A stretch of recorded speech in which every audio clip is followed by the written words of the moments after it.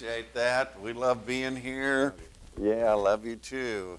I'm the wobbly pulpit doesn't bother me. I'm probably more wobbly than it is. So, yeah, the older you get, the more wobbly you get. So that is me. What your pastor doesn't know is that we'll let the secret out now that the day he left to go on his little getaway, we moved in the day after, so we've been living for free for about a whole week.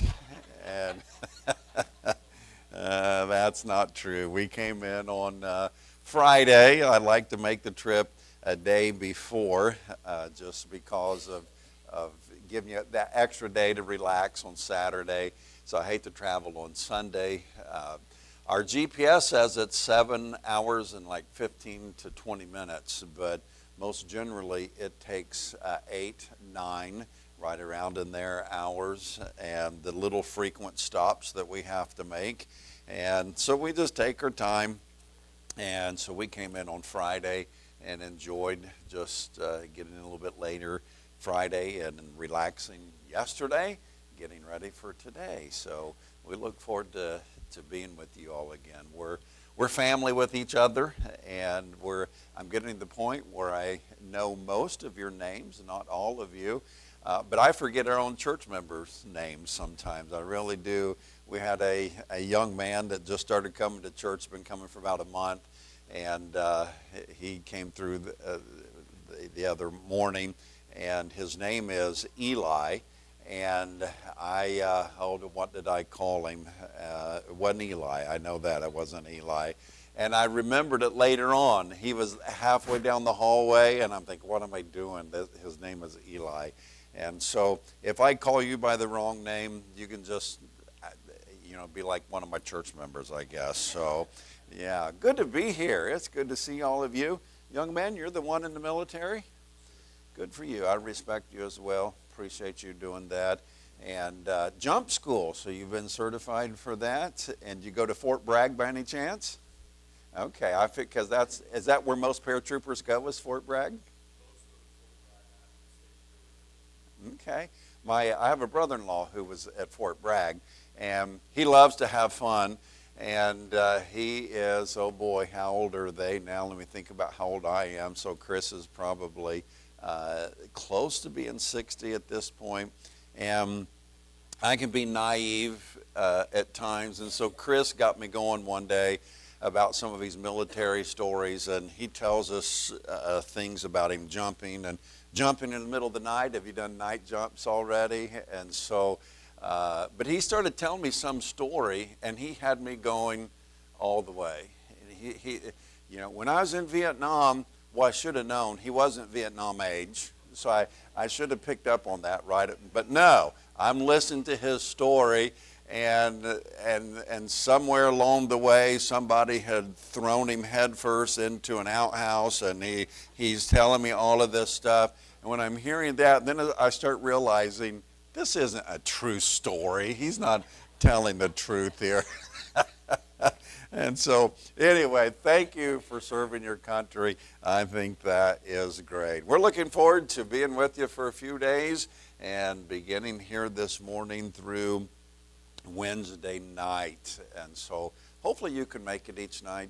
Some of you, I understand, you'll be working, and, money's that necessary evil. You have to have it. So, I do understand that, but if you can make it, we would like for you to come out each night. I'm not long-winded, and so we won't take advantage of your time. 1 Corinthians chapter 10 is where we'll be this morning. 1 Corinthians chapter 10, thank you for loving us, and how convenient it is to stay in the house just right next door.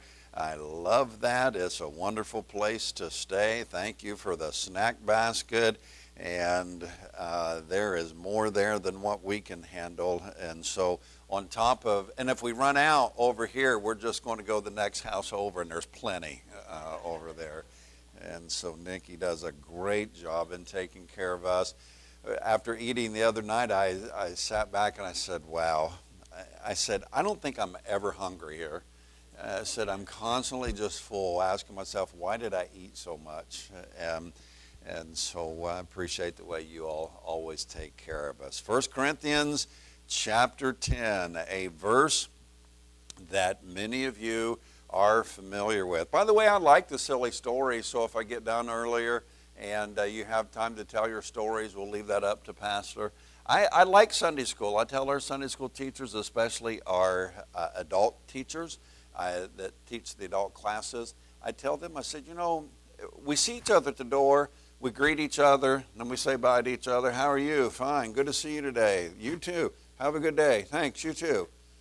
And that's it. Okay? We don't really get to know each other by doing that. Thanks for coming today. Yeah, thank you. Glad I was here. Yeah, me too. All right, see you later. Okay. How you doing? Fine. When you're not fine, but you say fine. And so Sunday school, sometimes we get to tell them the stories. I tell our teachers, it's our social time. And so there are times that some of our adult teachers come to Pastor, I'm sorry, but I only taught like 6 or 7 minutes. We talked the whole time. And I said, I'm fine with that. I really am. I'm fine with that. And so it's your family time. And so if I'll quit rambling and we get to this, maybe you can have your family time and tell your silly stories. 1 Corinthians chapter 10, and in a moment we will read verse 13, but let's pray with each other before we do. Lord, thank you for this church, these dear people, and Brother Joshua and Nikki and these kids, and because of them, we've been adopted into this family. And we're honored to be a part of it. I've been looking forward to this for months now. And so I pray that you'll give us a good week.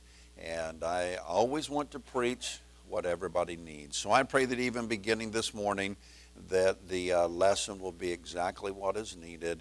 And we'll thank you for it in Jesus' name. Amen. 1 Corinthians chapter 10. Many of you have it memorized. Verse 13. There hath no temptation taken you, but such as is common to man. But God is faithful, who will not suffer you to be tempted above that you're able, but will with the temptation, let me back up. God is faithful, who will not suffer you to be tempted above that you're able, but will with the temptation also make a way to escape, that you may be able to bear it. So many times we think we're the only ones that are going through trouble. And this verse is full of practical applications. And it's good reminders. Misery loves company. And I know that for a fact. Sometimes you just want a shoulder to cry on. It can't be fixed, but you just want to know that somebody relates. And just to know that somebody relates often helps you get on down the way a little easier. And so God in his goodness is reminding us in this verse that we quote so many times that there's no temptation, no testing, no trial, even if it's a solicitation to evil, as Schofield puts it. There's no temptation that's taken you, but such as is common to man. So anything you've gone through, man, although you may not know them, has gone through the same thing. And so that kind of does away with nobody's going through what I'm going through. Sure they are, okay? Somebody is. Somebody's going through what you're going through. But boy, we get in these huge pity parties, and sometimes we allow ourselves to get in a position where we aren't even productive anymore because we're living in such a big pity party. And but there is no temptation taken you but such as is common to man. But God is faithful. Isn't that something, the way that very next statement, God is faithful. And that's what I like to title my teaching and my messages. That's what I titled it, but God is faithful. God has never let any of us down. Sometimes we think he has, because his timing is not always our timing. And so we often think, well, why isn't the Lord doing a better job at answering or getting me out of this situation? But God is faithful. And so we go on, but God is faithful, who will not suffer or allow you to be tempted above that ye are able. So there's some reasons why God has allowed us to go through some of the things that we're going through. There are times in my life when I'm thinking right, and I'm not having a pity party, where I'll tell myself in the middle of a trial, there's a reason for this. Okay? I don't always understand the reasons, but when you're thinking right is when you can say, God is not going to tempt me above that I'm able, but will with the temptation make a way to escape that you'll be able to bear it. And so we quote this verse to help us through some difficult times. So I'm going to take some lessons from this verse. It's going to sound like I'm repeating myself, and because I'm just going to change a few words. I'm going to give you a few statements, and they're all almost going to sound the same. At least the first two definitely sound almost exactly the same, but they're different. And so let me give you some thoughts about this verse. First of all, we need to be reminded that some have gone through what you are going through. Okay, some have gone through what you are going through.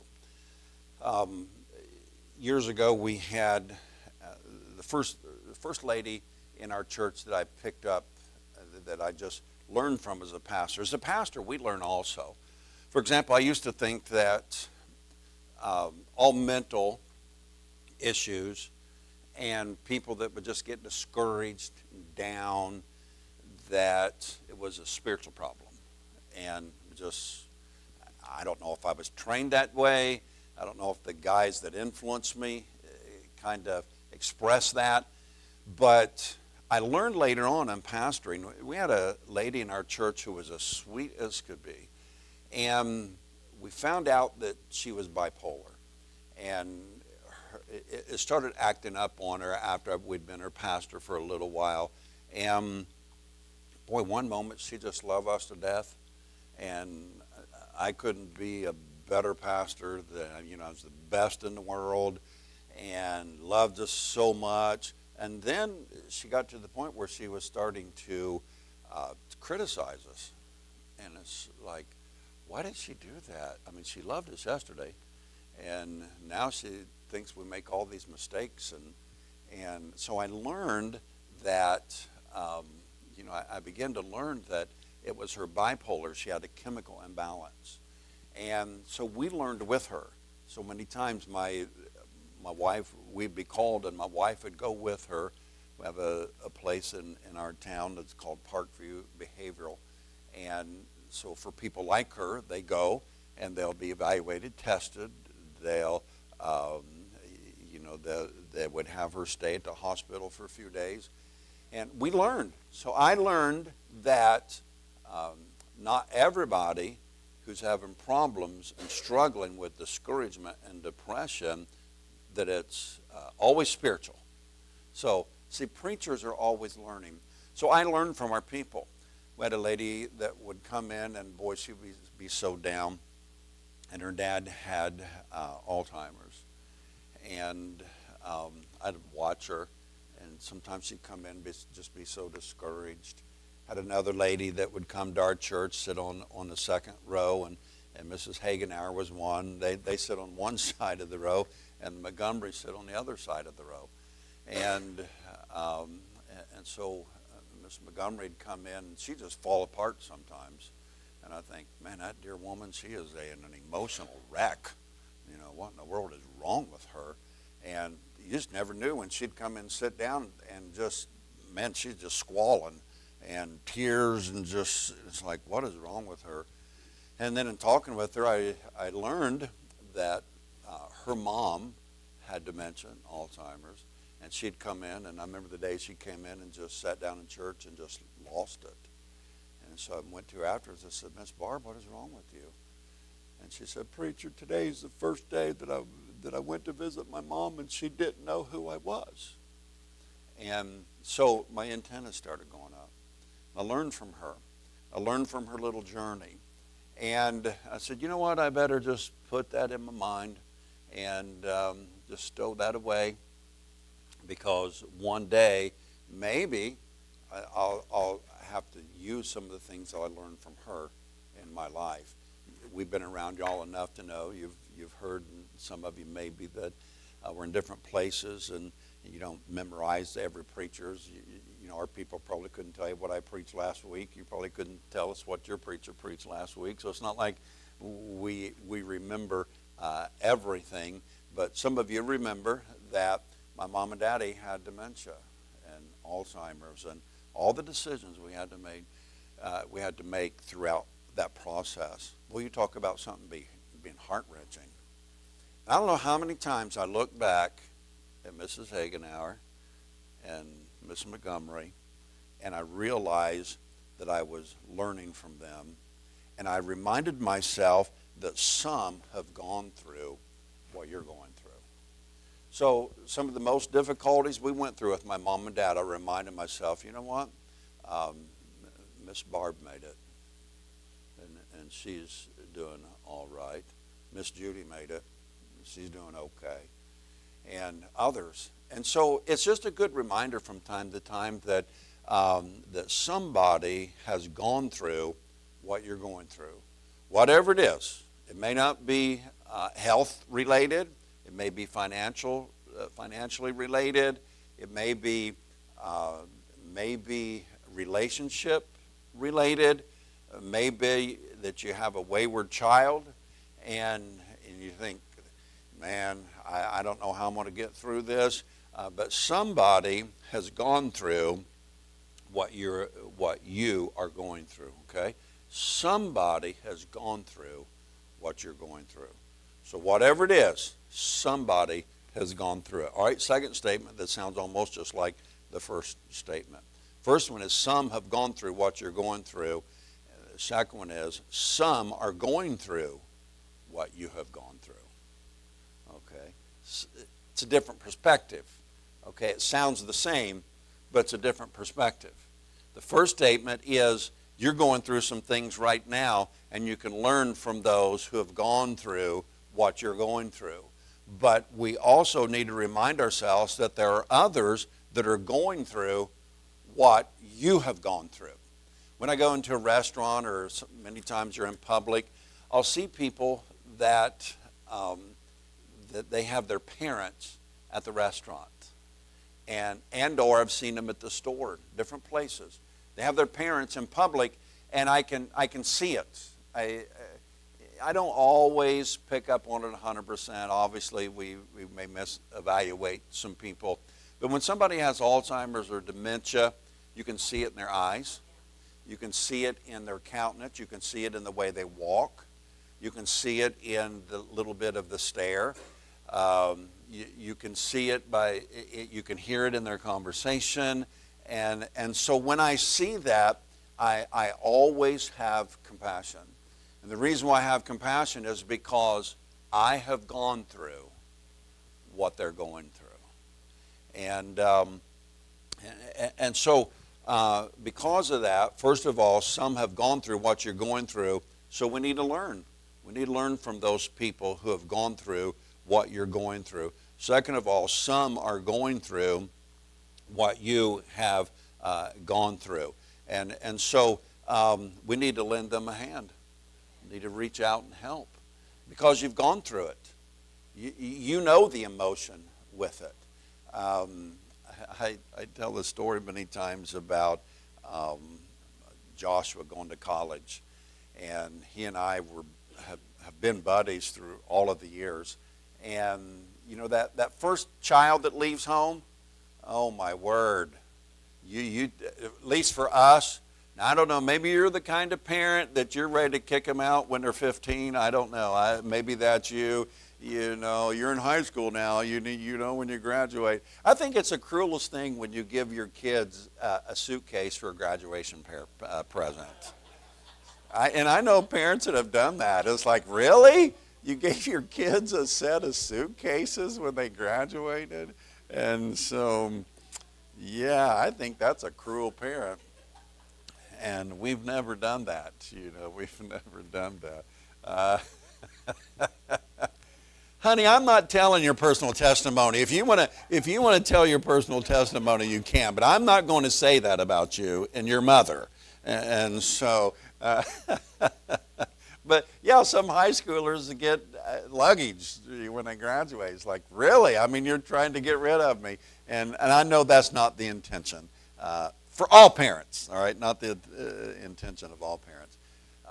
Boy, when school rolls around end of August, beginning of September, we have a couple in our church right now, the Johnsons, and their daughter, is one of those that's, headed off to college. Oh man, they were crying the blues. And so I told him, I said, Brother Johnson, I can't fix it all for you, but I've been through what you're going through. And so if you just need a shoulder to cry on, call me and we'll cry together. And he actually called, and this is the truth. He got to crying on the phone. We were on the phone when it happened, and I just cried with him. I really did. I said, I know, Brother Johnson, it's horrible. I told you to call me. I remember when Joshua left, but it was terrible, So you see, you got to remember, some are going through what you've gone through. And now that's a little bit on the silly side, but not quite. I think one of the first times that I dealt with depression in my life is when he left to go to school. And it's, do you walk by the bedroom door every day? And do you shut the door? Do you leave it open? Do you clean the room? Do you not clean the room? What do you do? Well, Wendy and I dealt with it differently. She decided after he was gone for a little while, she wanted to go in there and clean the room. Not me. I didn't want to be in a room. I had a hard time walking by the room. I didn't want to do it. And so she was by herself. But no, what does she do? She comes out and she has his hunting equipment. And so she comes out, and I forget whether it was bow or his arrows or what it was. And she says, what am I supposed to do with this? I don't know. I have no idea. Leave it in his room. No, I want to clean it. No, Lee, I don't want to go in the room. Horrible. All right, it's horrible. And so you got to remind yourself that some, and by the way, I may not be very good at, trying to give the sympathy just like you see my kids are going to college, I'm having a hard time. I'm not going to tell you it's going to be okay. I'm going to tell you it's horrible, okay? And so if you want to get more discouraged, you call me and I'll tell you. I know it's terrible. It's really terrible. You're going to go through depression. It's going to last this long. And but again, misery loves company, so maybe you'll like that. So give me a call, all right? We'll cry together. All right, so some have gone through what you're going through. Second of all, some are going through what you have gone through. And then third of all, some are going through things that you may never go through. Some are going through things that you may never go through. I probably can't take the liberty to share some stories right now, but there are some families in our church that are going through things that we have never experienced. And difficult, very difficult circumstances. And, oh boy, how much do you say? Most everybody in our church knows, but sometimes abuses happen. And sometimes people end up being put in prison. And sometimes as a pastor, you have to report. And that's happened in our church.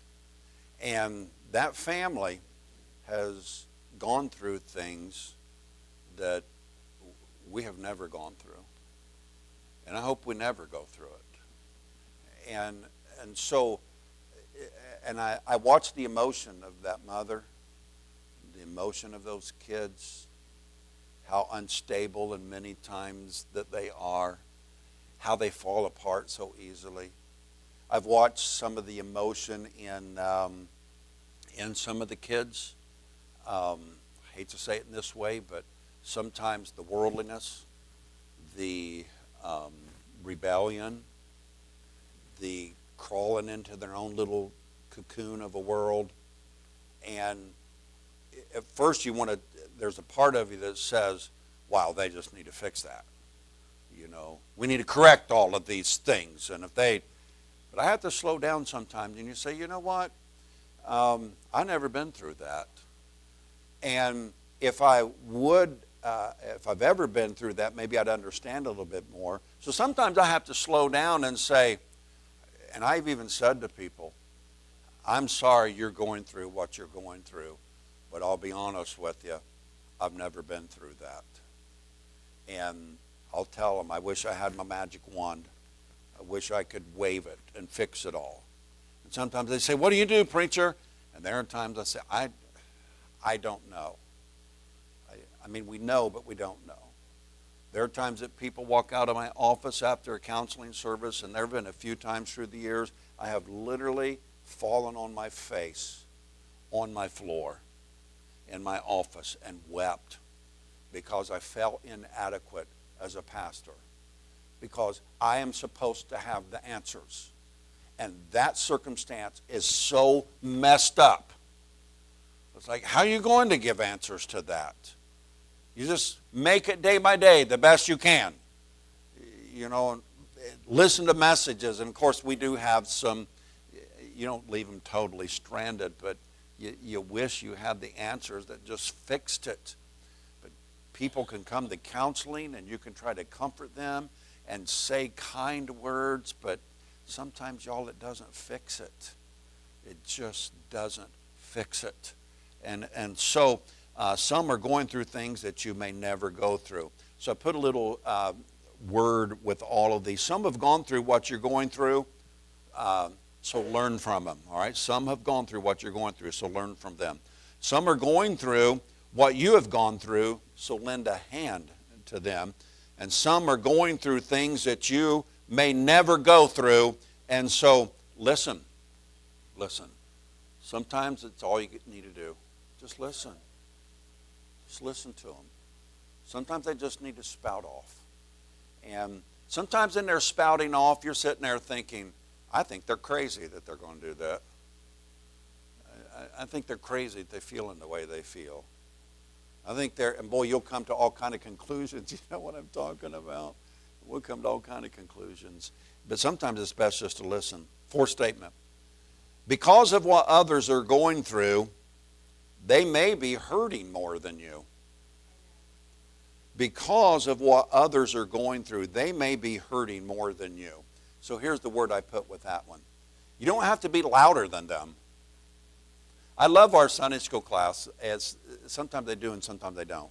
Because we have a fellow that teaches our elderly, our older Sunday school class. And some of our Sunday school classes kind of blend. I don't micromanage it, and I don't say, okay, you're 2 years over the age bracket. Get out of this class and go over there to that one. You know, so people mingle at times and fall in a class that maybe they aren't quite with the age that they ought to be with. But in our class as a whole, it's the older people that are 55 and older, right around in there. Oh my word, y'all! Every week we're praying for surgeries. We're talking about health issues. It's a class where we all come in and compare our scars. That's what it is. And you know, man, I'm hurting. I walked a quarter of a mile the other day. Just walked up to the lane to the mailbox and turned my ankle on a stone. You know, it's all swollen up. You know, we're going. You walked a quarter of a mile. You know, God bless you. You know, that is great. We got one lady every week that has something going on with her eyes. You know, she just stays on the prayer list because we know she's something going on with her eyes every week. And so some people are in the hospital like every week, and they're constantly on the prayer sheet. And so sometimes I think we get into the mode, somebody's got this going on, so this one over here has to be a little bit louder. You know, well, I had something like that happen too, and I went to my doctor, and my doctor told me, what did your doctor tell you? Yeah, I had to go do this. They got you doing that? Oh, yeah, well, I'm going to go back to the doctor. They got to do me this specialist, and it's like, would y'all hush? It's like, what's wrong with you people? It's like, I'm going to go to the teen class, or something. This is getting discouraging. And so you don't have to be louder than everybody else. Okay? You don't have to up one on everybody. So you can get a little bit more attention than everybody else does. And so because of what others are going through, there may legitimately be people that are hurting more than you. Okay, that's not the time to, this phrase just came to mind, soak it up, buttercup. It's like, no, that's not the time to say that. Okay, and sometimes it's even this, oh, you're going to be fine, and in the back of the head, or you'll be okay. Sometimes they need to hear that, sometimes they don't. So you got to be careful trying to be louder than the next person. They're hurting. And we get silly when we hurt. We think dumb things. We say dumb things. We get into this mode that life's terrible. Sometimes people are terrible. And you just get in that mode. And sometimes it's good, even when you're hurting, to let somebody else hurt and tell you they're hurt. And if you don't up their story, you walk away and both of you are better because you let them talk to you and you listened and you didn't say anything. And when they walked away and you walked away, you prayed for them. And something inside of you said, you know what? They're really going through a hard time. And maybe that's the time we ought to find ourselves saying, Lord, thank you, I'm not going through that. And so you don't have to be louder than them. All right, two more. And so the next one. Because others may be hurting too, you need to love them as others loved you. Aren't you glad that somebody cared for you when you were going through it?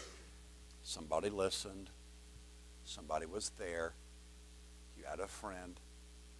And that friend that you spout off with, and when it's said and done, you even apologize and you say, I'm sorry. I shouldn't say all of that. I shouldn't think those things. But I appreciate you listening. And boy, that can just mean all the world to somebody. Maybe a text, a card, I was going to say, let's go get coffee. But here in your town, it's like, you want to go on a trip with me to go get some coffee?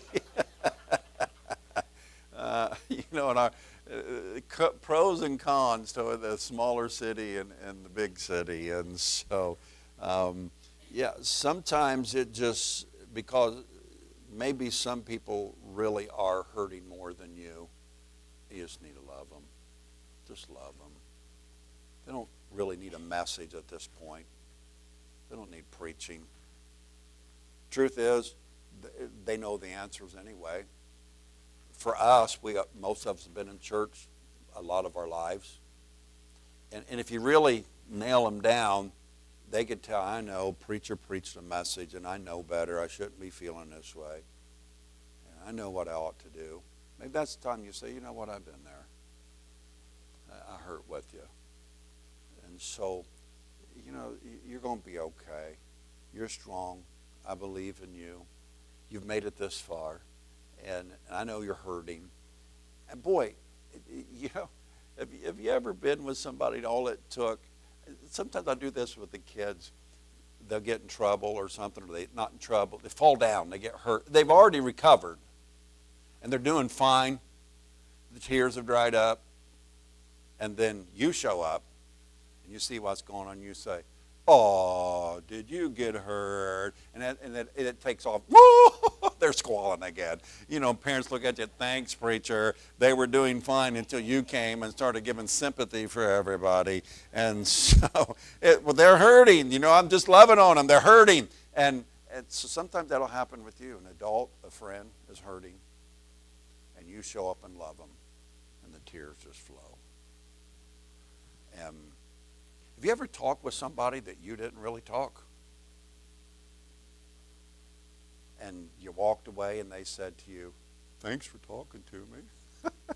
It's like I didn't say 10 words. You know, so they just needed somebody to love them. And so the last one, because others need you, don't quit during all that you're going through.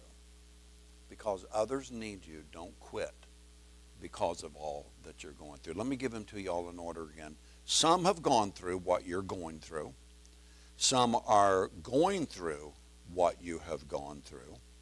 Some are going through things that you may never go through. Because of what others are going through, they may be hurting more than you. And because others are hurting too, you need to love them as others loved you. And then last of all, because others need you, don't quit during all that you're going through. I think the latter years of my life have been more challenging than any life cycle so far. And so, but you know what? I can't quit. And there's many reasons why I can't quit. One of the reasons why I can't quit is because I have a son and a daughter-in-law, and 4, at least here, we got others, children at home and other grandchildren. But could you imagine saying to your grandchildren, Grandpa got away from the Lord, he just quit? Remember the days we used to have Grandpa come preach? Yeah, but he got discouraged and quit. We can't have him anymore. When those were fun days, weren't they? Yeah, but Grandpa quit. Remember when he used to come to Camp Calvary? Yeah, I always loved hearing him preach. Yeah, but you think he'll come this year? No, he's not preaching anymore, so he's too embarrassed to come and sit in the crowd and be preached to. So remember when no, I don't think I want to quit. There's too much at stake. I've said recently, a few weeks ago, I was at preaching at a youth camp in Texas, and I used the illustration of our parents passing away. And I said to them, I remember when we came home from the funeral of my wife's mom, and we're driving, and I took her hand, and I forget, I think you said it to me, honey, or I said it to you. You said it to me, that she said with emotion, I guess we're orphans now. And, because all of our parents at that point had passed away. I guess we're orphans now. Man, that really got to me. So I have little dates in my phone, little things that her mom's birthday, days of her mom and dad's death. A few weeks ago, her brother, I hate to say anniversary, we usually think positive at the anniversary, the word anniversary, but a few weeks ago, it's been quite a few years ago, her brother took his life. And so I have those things written in my phone. I don't know how many times I think to myself, you know what, I got to be strong. A lot of times I'm not. A lot of times she's stronger than I am. All these things, sometimes I get from her. And I appreciate that she's a rock so many times for me. But there's also times that I think, you know what, I can't quit. Because she doesn't have a mom or dad now. And so I need to be her support. I need to be her cheerleader. I need to be her encouragement. So I can't quit. So in the middle of all of this, don't quit, okay? Because others need you to not quit because they're going to go through this cycle. And they need you to help them through the cycles of life. So somebody somewhere along the way is going through and or are going to go through everything that you are going through. No temptation taken you, but such is common to man. But God is faithful. He's never let us down. All right, let's pray together. Lord, thank you that we can take this truth and apply it to our life. Help us to apply it to our life and help us to apply it to the life of others. And we'll thank you for the results of it in Jesus' name. Amen. All right, Pastor.